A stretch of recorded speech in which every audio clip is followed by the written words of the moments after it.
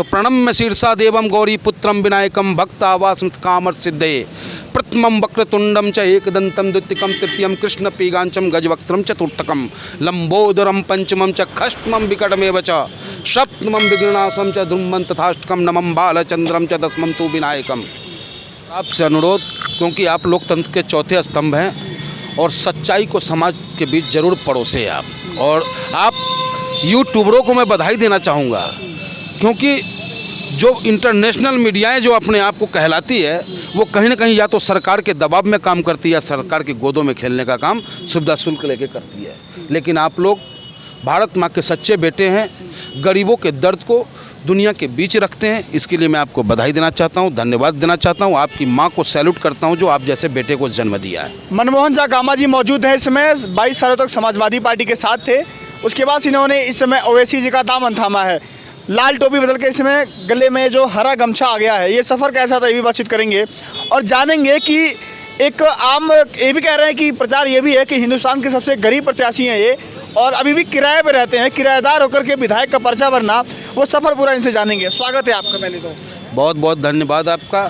और आप अभी भी आप किराए के मकान में रहते हैं और एक विधायक का पर्चा भरना, ये हौसला कहाँ से आया, ये जुनून जज्बा कहाँ से आया, तो सब जानना चाहते हैं। क्योंकि आप अगर हौसला बनाएंगे तो भारत का एक आम नागरिक भी विधायक बनने का सपना देख सकता है। देखिए, जब चंद्रशेखर आज़ाद जी अंग्रेजों के खिलाफ बगावती सुर अपना चुके थे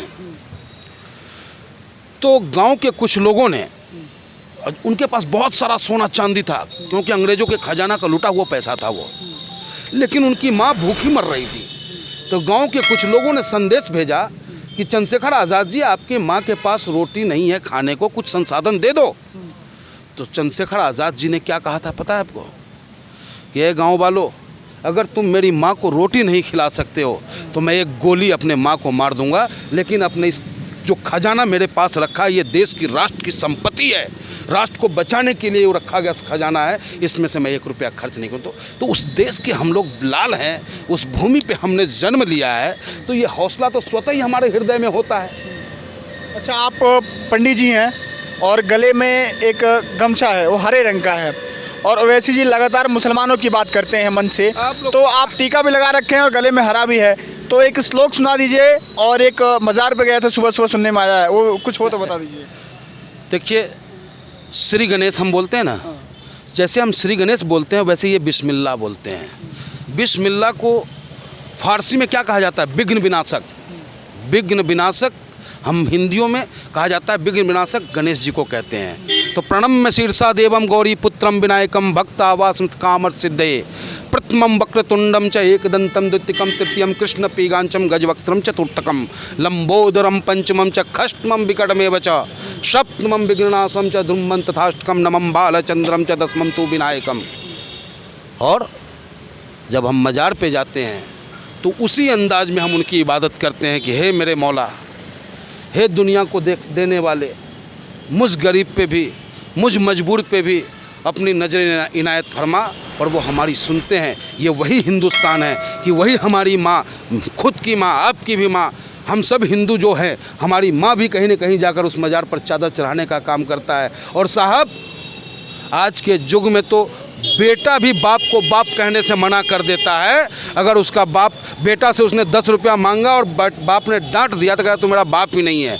तो यहाँ कोई पत्थर की मूर्ति और मजार को यूं ही नहीं पूछता है, वहाँ से कुछ न कुछ उसे मिलता है। स्वार्थ लागई करई प्रीति, तो बिना स्वार्थ के इस दुनिया में कुछ नहीं छुपा है, कुछ नहीं बचा है।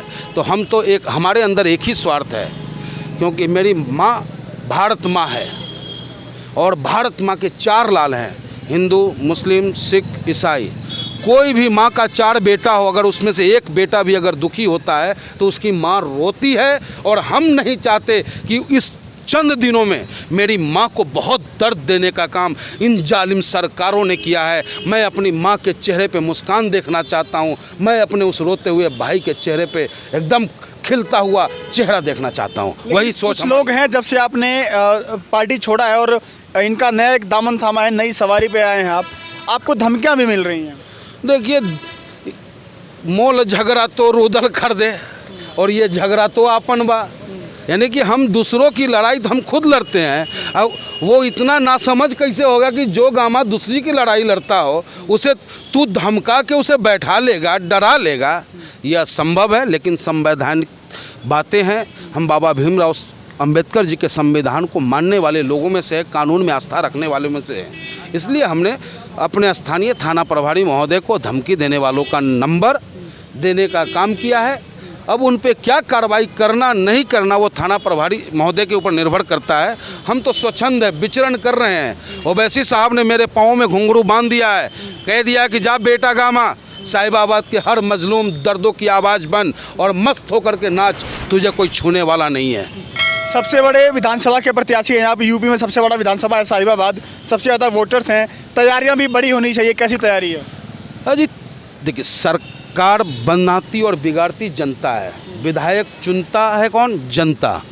और साहिबाबाद में गरीब, मजदूर, किसान, दलित, अल्पसंख्यक और जिस समाज से हम आते हैं, जिस प्रदेश से हम आते हैं, वो एक निर्णायक वोट रखता है। मैं बिहारी हूँ, बिहार पूर्वांचल का बेटा हूँ मैं, और आज पहली बार कोई बिहारी चुनाव लड़ने आया है साहिबाबाद विधानसभा में, तो मैं समझता हूं कि मेरा बिहार और पूर्वांचल के लोग अपने बेटे को सम्मान और जीत दिलाने का काम करेंगे। साहिबाबाद की जनता को अपील करना चाहेंगे आखिरी क्वेश्चन? साहिबाबाद के मतदाताओं से, सभी धर्मों के मानने वालों से, सभी वर्गों के लोगों से मैं हाथ जोड़ के प्रार्थना करता हूँ, मेरे मतदाता बंधुओं, आपने अब तक, जब से साहिबाबाद विधानसभा का निर्माण हुआ, तब से अब तक जिन प्रतिनिधियों को चुनने का काम किया, आपने जिन्हें ताकत दिया उन्होंने ही आपको कुचलने का काम किया।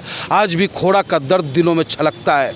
लोग प्रतिनिधि चुनते हैं अपनी लाभ के लिए, लेकिन आज खोड़ा में आदमी अगर एक लिंटर डालना शुरू कर दे तो स्ट्रक्चर मनी का डिमांड होना शुरू हो जाता है। शालीमार गार्डन, राजेंद्र नगर, यहाँ ग्रुप छोड़ दिया जाता है प्रतिनिधियों के, दलालों के द्वारा कि देखो किसके बिल्डिंग पे लिंटर पड़ रहा है, कहाँ से पैसा उठाना है। लेकिन आपके माध्यम से मैं आश्वस्त करता हूँ उन जनताओं को, इंस्पेक्टर राज खत्म करूँगा। साहिबाबाद में अमन चैन का राज रहेगा, हिंदू मुस्लिम साथ चलेगा, एकता का राज रहेगा, कोई किसी से द्वेष नहीं रखेगा, सब एक दूसरे के सुख दुख में सहभागी रहेगा। तो हमारे साथ इसमें पंडित मनमोहन झा गामा जी मौजूद थे, जो समाजवादी पार्टी का दामन छोड़ करके ओवैसी जी की पार्टी में आए हैं, और उत्तर प्रदेश के सबसे बड़े पतंग, देखिए भैया, पतंग हमारा चुनाव चिन्ह है। चुनाव चिन्ह भी गरीबे है, 1 रुपया 2 रुपया में मिलेगा आपको पतंग। हम खुद गरीब है, तो हमसे उम्मीद नहीं कीजिए कि हम पतंग ला के आपको देंगे। आप खुद 10 पतंग खरीदिए, उस पर लिखिए ओवैसी साहब जिंदाबाद, हमारा उम्मीदवार गामा भाई जिंदाबाद, छोड़ दीजिए आकाश में, जाने दीजिए दुश्मन के घर पर परेशान ऐसे ही होता रहे। कहाँ डोर से इतना पतंग आ गया? पतंग की डोर किसके हाथ में रहेगी? जनता के हाथ में। जनता जनार्दन जिंदाबाद। चलिए, पतंग इनका चुनाव चिन्ह है, और पतंग को कह रहे हैं कि पतंग उड़ाइए और इनको विजयी बनाइए। लखनऊ जाने का सपना देख रहे हैं ये, और साहिबाबाद में मौजूद है जो यूपी का सबसे बड़ा विधानसभा लगता है। तो मैं लगातार आपको यूपी की ग्राउंड रिपोर्टिंग करके खबरें दिखा रहा हूँ। आपसे निवेदन है कि चैनल को लाइक कीजिए, शेयर कीजिए, और जो लाल वाला बटन है दबा करके बेल आइकन के सब्सक्राइब कीजिए। चैनल से जुड़िए, हमारा साथ दीजिए। अभी के लिए नमस्कार।